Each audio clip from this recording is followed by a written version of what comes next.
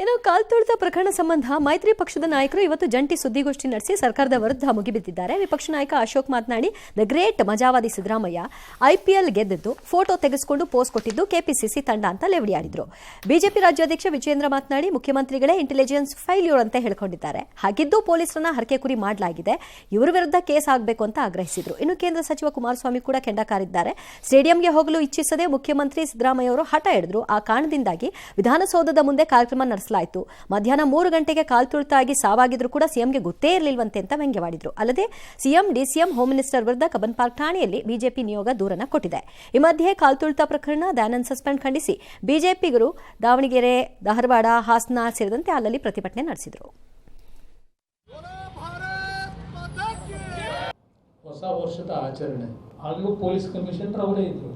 ಒಂದು ಸಣ್ಣ ಘಟನೆಗೆ ಅವಕಾಶ ಕೊಟ್ಟಿರಲಿಲ್ಲ. ಮುಖ್ಯಮಂತ್ರಿಗಳ ಜೊತೆಯಲ್ಲಿ 24 ಗಂಟೆ ಒಬ್ಬರು ದಿನ ಗೋವಿಂದ ಭಜನೆ ಮಾಡಿಕೊಂಡು ಬರುತ್ತೆ. ಪೊಲೀಸ್ ಕಮಿಷನರ್ಗೆ ಆ ವ್ಯಕ್ತಿ ಫೋನ್ ಮಾಡಿ ವಿಧಾನಸೌಧ ಮುಂಭಾಗದಲ್ಲಿ ಇವತ್ತು ಕಾರ್ಯಕ್ರಮ ಮಾಡೋದಕ್ಕೆ ಪರ್ಮಿಷನ್ ಕೊಡಬೇಕು, ಪೊಲೀಸ್ ಕಮಿಷನರ್ ಮೇಲೆ ಒತ್ತಡ ಹಾಕ್ತಾರೆ. ಕಣ್ಣಲ್ಲಿ ನೀರು ಹಾಕಿದ್ದು ನೋಡಿದ್ರೆ ಏನು ಹೃದಯದಿಂದ ಬರಬೇಕು ಕಣ್ಣೀರು. ಜನಗಳ ಮುಂದೆ ಡ್ರಾಮಾ ಮಾಡಿದ್ರೆ ಆ ಕಣ್ಣೀರು ಬರಲ್ಲ.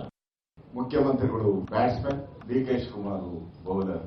ಮುಖ್ಯಮಂತ್ರಿಗೆ ಏನಾದರೂ ಮಾಡಿ ಸೆಂಚುರಿ ಹೊಡೆದ್ಬಿಡ್ಬೇಕು ಅಂತ ಅವರು, ಡಿ.ಕೆ. ಶಿವಕುಮಾರ್ಗೆ ಏನಾದರೂ ಮಾಡಿ ಬೋಲ್ಡ್ ಮಾಡಬೇಕು ಅಂತ ಅವರು. ಈ ಬೋಲ್ಡ್, ಸೆಂಚುರಿ ಮತ್ತೆ ಹಿಟ್ ವಿಕೆಟ್ ಆಗಿದ್ದು ರಾಜ್ಯದ ಜನ. ನಾವು ಇವ್ರಿಗೆ ಕ್ರಿಕೆಟ್ ಬಗ್ಗೆ ABCDನೂ ಗೊತ್ತಿಲ್ಲ. ಇವರಿಗೆ ತನಿಖೆ ಮಾಡುವಂತದಕ್ಕೆ ಅಧಿಕಾರ ಇರುವಂತದ್ದು ಸಿಟ್ಟಿಂಗ್ ಜಡ್ಜ್. ಅವರಿಂದ ರಾಜ್ಯ ಸರ್ಕಾರ ತಮ್ಮ ತಪ್ಪನ್ನ ಮುಚ್ಚಿ ಹಾಕಿಕೊಳ್ತಕ್ಕಂಥ ಸಲುವಾಗಿ ಪೊಲೀಸರನ್ನ ಹರಕೆಯ ಕುರಿಯಾಗಿ ಇವತ್ತು ರಾಜ್ಯ ಸರ್ಕಾರ ಮಾಡಿಕೊಂಡಿದೆ. ನಿಜವಾದ ಆರೋಪಿಗಳು ಯಾರು ಅಂತ ಹೇಳಿದ್ರೆ ರಾಜ್ಯದ ಮುಖ್ಯಮಂತ್ರಿಗಳು ಸಿದ್ದರಾಮಯ್ಯನವರು ಅಕ್ಯೂಸ್ ನಂಬರ್ 1, ಆರೋಪಿ ನಂಬರ್ 2 ಸ್ವತಃ. ಹೇಳಿ, ಏನ್ ಸಮಾಚಾರ? ಅಲ್ಲ ಸರ್, ಹಿಂದಿನ ದಿನ ಅಂದ್ರೆ ಮ್ಯಾಚ್ ದಿನ ಅಷ್ಟು ರಾತ್ರಿ ಎಲ್ಲ ಚೆನ್ನಾಗಿ ಕೆಲಸ ಮಾಡಿದ್ರು ಅಂತ ಇವರೇ ಅಪ್ರಿಷಿಯೇಟ್ ಮಾಡಿ ನೆಕ್ಸ್ಟ್ ಡೇ ಈ ತರ ಮಾಡ್ತಾರೆ ಅಂತಂದ್ರೆ ಯಾರು ಕೂಡ ಇದನ್ನ ಒಪ್ಕೊಳ್ಳೋದಲ್ಲ ಅಲ್ಲ ಸರ್. ರಾಜಕಾರಣ ನಾನು ಉಳ್ಕೊಳಕ್ ಹಾಗಾದ್ರೆ ಏನ್ ಮಾಡಬೇಕಿತ್ತು ಅಂತ ನಿಮ್ಮ ಬೈಕೆ ಎಲ್ಲಾರ್ದು ಹೇಳಿ. ನಾನು ರಾಜೀನಾಮೆ ಡಸ್ ಎನಿಬಡಿ ಸೀರಿಯಸ್ಲಿ ನಂಬ್ತಾ ಇದ್ದೀರಾ? CM ರಾಜೀನಾಮೆ, DCM ರಾಜೀನಾಮೆ, ಹೋಮ್ ಮಿನಿಸ್ಟರ್ ರಾಜೀನಾಮೆ ಅಂತ ಕೇಳಿದಾಗ ಅದು ಕೊಡ್ತಾರೆ ಅಂತ ಯಾರಾದರೂ ಈ ಜೋಕ್ಗಳಿಗೂ ಒಂದು ಲಿಮಿಟ್ ಇರಬೇಕು. ಕಮಾನ್, ಬಾಯಿ ಮುಚ್ಕೊಂಡು ಸುಮ್ಮನೆ 2 ಸರಿ ಕೇಳ್ಬಿಟ್ಟು ಸುಮ್ಮನೆ ಆಗೋದು ಬಿಟ್ಬಿಟ್ಟು ನಂಬ್ತಿದ್ದೀರಾ ಅದನ್ನು ಸೀರಿಯಸ್ ಆಗಿ? ಯಾರು ಅವ್ರ ಮೇಲೆ FIR ಆಗಬೇಕು ಅನ್ನೋದನ್ನ?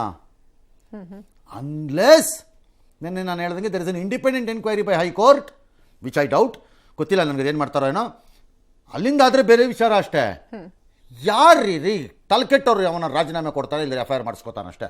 CM, DCM ಹುಡುಗಾಟ ಆಡ್ತಾರೆ. ಅಶೋಕ್, ರಾಜ್ಯದ ಜನ ಎಲ್ಲ ಹರಕೆ ಕುರಿಯಾದ್ರು ನಾವು ಸಿಕ್ಕಾಕೊಂಡ್ವಿ ಹಿಟ್ ವಿಕೆಟ್. ಸರ್, ನಾವು ಅಂತ ನೀವು ಹೇಳಬಾರ್ದು ಸರ್. ಯಾಕೆ ಸರ್? ನಿಮ್ಮನ್ನು ಬಿಟ್ಟು ನಾವು ಸರ್, ರಾಜಕಾರಣಿಗಳು ನೀವಿದ್ದಾಗಲೂ ಅದೇ ಸರ್. ಅವರು ಹಿಟ್ ವಿಕೆಟ್ ಮಾಡಿಸೋದೆ ಅಷ್ಟೇ.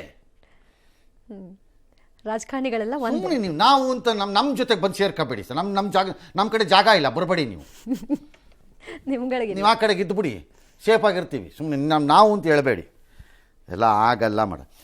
ಯಾರು ಗೊತ್ತಿಲ್ಲ ಅನ್ನೋದಿದೆಯಲ್ಲ, ಚೀಫ್ ಮಿನಿಸ್ಟ್ರು, DCMಗಳು ಎಲ್ಲ ನಮ್ಗೆ ಗೊತ್ತಿರಲಿಲ್ಲ ಸಾವಾಗ್ತಿರೋದು. ಅದಕ್ಕಿಂತ ಶುದ್ಧ ಮೋಸ ಇನ್ನೊಂದಿಲ್ರಿ. ನಿಮಗೆ ನಿಜವಾಗ್ಲೂ ಆತ್ಮ ಅನ್ನೋದಿದೆ ಅಂತಂದ್ರೆ ಕೇಳ್ಕೋಬೇಕ್ರಿ. ಹೆಂಗ್ರಿ ಸಾಧ್ಯ? 2:45-3 ಗಂಟೆನಲ್ಲಿ the news started flowing down. Quickly 3 ಜನ ಹೋಗಿದ್ದಾರೆ ಅನ್ನೋದು ಕನ್ಫರ್ಮ್ ಆಗ್ತಾ ಬಂದ್ಬಿಡ್ತು. 7, 8, 9, 10 ಎಲ್ಲ ಆಮೇಲೆ. ಹೌದು, ನಮಗೆ ಗೊತ್ತಿರಲಿಲ್ಲ ಅಂತ ಹೇಳಬಾರ್ದಪ್ಪ. ಭಾಳ ಅವಮಾನ ಆಯಿತು. ವೇದಿಕೆ ಕಾರ್ಯಕ್ರಮ ಆರಂಭ ಆಗಿ ಸ್ವಲ್ಪದ್ರಲ್ಲೇ ಶುರುವಾಗೋಗಿತ್ತು. ಎಸ್. ಇನ್ನು RCB ಸೆಲೆಬ್ರೇಷನ್ ವಿಚಾರದಲ್ಲಿ ನನ್ನ ಪ್ರಕಾರ ಸಸ್ಪೆಂಡ್ ಮಾಡಿರ್ಬೋದು, but you have done your job ಅನ್ಸುತ್ತೆ ನನಗೆ. ಲಾರ್ಜ್ಲಿ ಬೆಂಗಳೂರು ಸಿಟಿ ಭಾಳ ಅನ್ಮ್ಯಾನೇಜಬಲ್ ಸಿಚುಯೇಷನ್ಗೆ ಬಂದ್ಬಿಟ್ಟಿದೆ.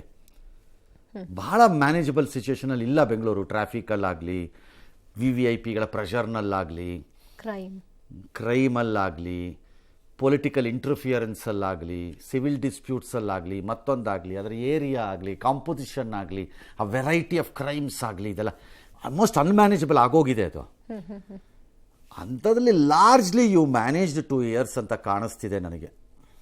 ಅದು ಯಾವುದು ಕನ್ಸಿಡರ್ ಆಗಲ್ಲ.